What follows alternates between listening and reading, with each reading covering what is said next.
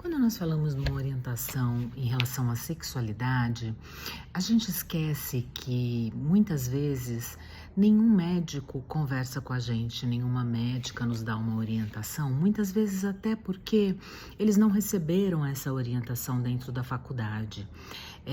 Eu já tive a experiência de passar por ginecologistas que não tocavam no assunto sexo.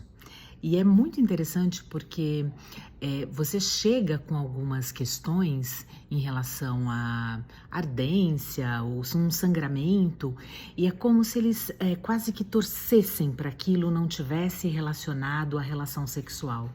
Então a pergunta bem rápida, é meio que perspassando por aquele assunto e nunca aprofundando nessa questão, né? Para saber como tá, se tem alguma questão.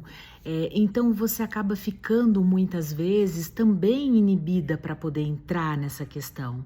Se você não tem um preparo, se você não tem uma certa abertura, você não vai levar isso para dentro do consultório.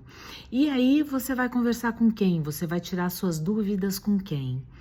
Então, talvez falte também essa abertura, né? Esse preparo dentro dos consultórios e esse preparo fora para que a gente também possa levar as nossas dúvidas e ter um respaldo, né? Ter um retorno de alguém que estudou para isso e que possa dar para a gente respostas que a gente fique mais tranquilo, baseado em ciência, baseado em estudos, os últimos estudos que estão aí, que possam nos tranquilizar.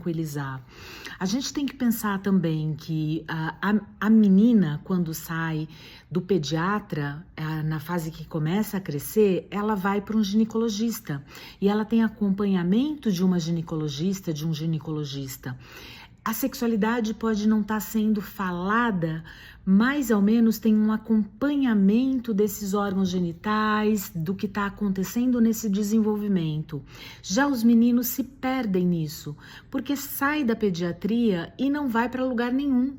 Normalmente vai-se à procura de um urologista só quando se tem um problema, e normalmente depois de um tempo que esse problema está instalado.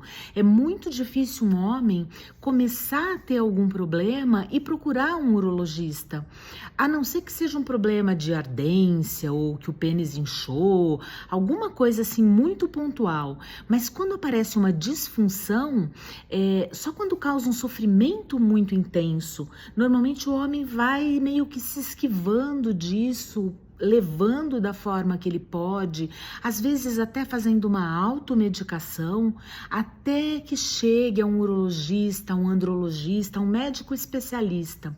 Então isso é uma outra coisa que a gente precisa conversar sobre, né? A gente está no Novembro Azul, então por que os homens não fazem um acompanhamento com mais especificidade e mais intensidade, assim como nós mulheres fazemos?